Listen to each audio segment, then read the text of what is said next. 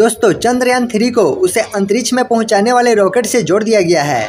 इसके लिए श्रीहरिकोटा के सतीश धवन स्पेस सेंटर में लॉन्चिंग की तैयारियां चल रही है। इसरो ने इसका वीडियो भी जारी किया है। आप भी देख सकते हैं कि इसरो के वैज्ञानिक चंद्रयान 3 को नोच पीस में रखकर उसे रॉकेट से जोड़ रहे हैं। तो चलिए आज के इस वीडियो से हम लोग चंद्रयान 3 के बारे में पूरी तरह से समझते हैं। ये तो हम सभी जानते हैं कि चंद्रयान 2 मिशन पूरी तरह से सफल नहीं हो पाया था, इसीलिए चंद्रयान 3 मिशन की तैयारियां इसरो में जोर शोर से चल रही है। चंद्रयान 3 को रॉकेट के ऊपरी हिस्से में रखा गया है। इसके बाद उसे असेंबलिंग यूनिट में ले जाकर GSLV Mk3 से जोड़ दिया जाएगा।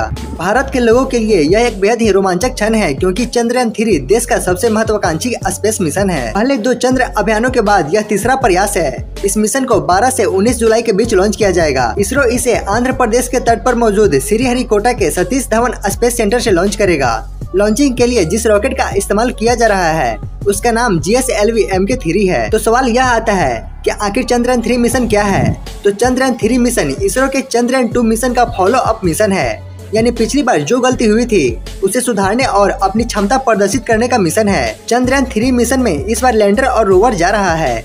चंद्रयान 2 की तरह इस बार ऑर्बिटर नहीं जा रहा। ऑर्बिटर यानी जो चंद्रमा के चारों तरफ चक्कर लगाता है, और लैंडर यानी वो चौपाया यंत्र जो स्पेस एक्स के रॉकेट की तरह जमीन पर उतरेगा और इसके अंदर रोवर को रखा जाएगा। अगर बात करें कि चंद्रयान 3 चंद्रमा के किस सतह पर उतरेगा, तो यह चंद्रयान 2 की तरह ही चंद्रयान 3 के लैंडर को चंद्रमा के दक्षिणी गोलार्ध या फिर दक्षिण ध्रुव के पास लैंडिंग कराया जाएगा। इस मिशन को GSLV Mk3 रॉकेट से अंतरिक्ष में 100 किलोमीटर ऊपर की कक्षा में छोड़ा जाएगा।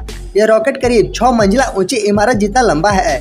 यह 3 स्टेज का रॉकेट है। इसका वजन 640 टन है। यह अपने साथ 37,000 किलोमीटर ऊंची जियो सिंक्रोनस ट्रांसफर ऑर्बिट में 4,000 किलोग्राम वजनी सैटेलाइट ले जा सकता है। वहीं 160 से 1,000 किलोमीटर की ऊंचाई वाले लोअर अर्थ ऑर्बिट में 8,000 किलोग्राम वजनी सैटेलाइट छोड़ सकता है। चंद्रयान 3 मिशन का कुल वजन 3900 किलोग्राम है, जिसमें प्रोपल्सन मॉड्यूल 2148 ग्राम का है, जबकि लैंडर मॉड्यूल 1752 किलोग्राम का है। वहीं रोवर का वजन 26 किलोग्राम है। चंद्रयान 3 में किसी तरह का ऑर्बिटर नहीं है, क्योंकि इसरो चंद्रयान 3 के लैंडर रोवर से चंद्रयान 2 के ऑर्बिटर के जरिए संपर्क साधेगा।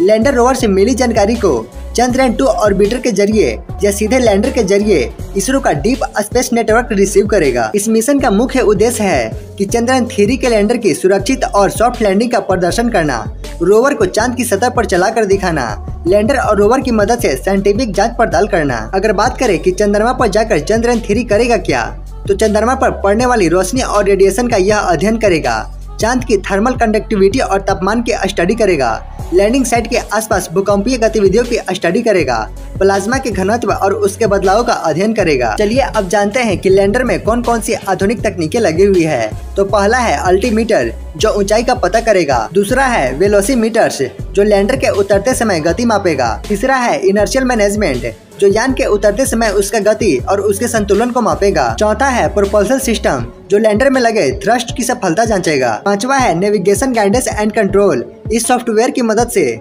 पहले से तय स्थान पर सही से लैंडिंग कराने के लिए दिशा गाइडेंस और नियंत्रण भेजा जा सकेगा। छठा है hazard detection and avoidance. Lander को खतरे से बचाने के लिए यंत्र लगाए गए हैं। यह लैंडिंग के दौरान उनकी जांच करेगा, साथ ही उनके एल्गोरिथम का पता करेगा, और साथ ही यह लैंडिंग लेग मैकेनिज्म की जांच करेगा। हालांकि इस बार ऑर्बिटर के बजाय प्रोपल्सन मॉड्यूल जा रहा है, जो लैंडर को चांद की कक्षा तक पहुंचाएगा। अगर बात करें कि ये लैंडर और रोवर कितने दिनों तक काम करेगा, तो इसरो के वैज्ञानिकों को उम्मीद है कि लैंडर रोवर चंद्रमा पर 14 दिनों तक काम करेंगे, और हो सकता है कि इससे ज्यादा या इससे कम भी करे। अब बात आता है कि संपर्क कैसे स्थापित होगा। तो रोवर अपना डाटा सिर्फ लैंडर को भेजेगा। लैंडर और रोवर अपना डाटा सीधे IDSN यानी कि इंडियन डीप स्पेस नेटवर्क से संपर्क साधेगा। हालांकि अगर इमरजेंसी होता है तो चंद्रयान 2 के ऑर्बिटर के जरिए भी संपर्क साधा जा सकता है। अब बात आता है कि आखिर लैंडर और रोवर दोनों इस मिशन में जा रहे हैं, तो फिर ऑर्बिटर क्यों नहीं? तो पहली बात यह है कि चंद्रयान 2 का ऑर्बिटर बैकअप के लिए चांद की कक्षा में मौजूद है। इसरो ने इस बार प्रोपल्सन मॉड्यूल बनाया है। ये रॉकेट से अलग होने के बाद चंद्रयान 3 को चांद की कक्षा तक पहुंचाएगा। इसमें स्पेक्ट्रोपोलरिमेट्री ऑफ हैबिटेबल प्लेनेट अर्थ लगा है। इस मॉड्यूल के जरिए इसरो अंतरिक्ष में छोटे ग्रहों और एक्सोप्लैनेट की खोज करेगा।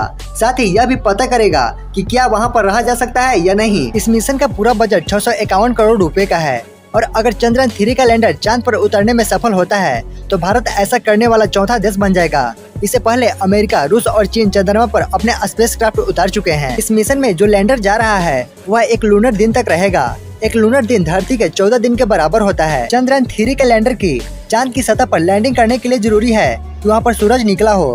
लैंडर के लिए सनलाइट जरूरी है। चांद पर 14-15 दिन सूरज निकलता है और बाकी 14-15 दिन सूरज नहीं निकलता है। ये बहुत ज्यादा संभावना है कि भारत 14 जुलाई को दोपहर होने के बाद चंद्रयान 3 मिशन को लॉन्च करेगा। तो दोस्तों, ये जानकारी आपको कैसी लगी कमेंट बॉक्स में जरूर बताएं और आगे भी ऐसे ही अमेजिंग और नॉलेजेबल वीडियोस देखने के लिए आप अपने इस चैनल को लाइक, सब्सक्राइब और कमेंट करें। जय हिंद।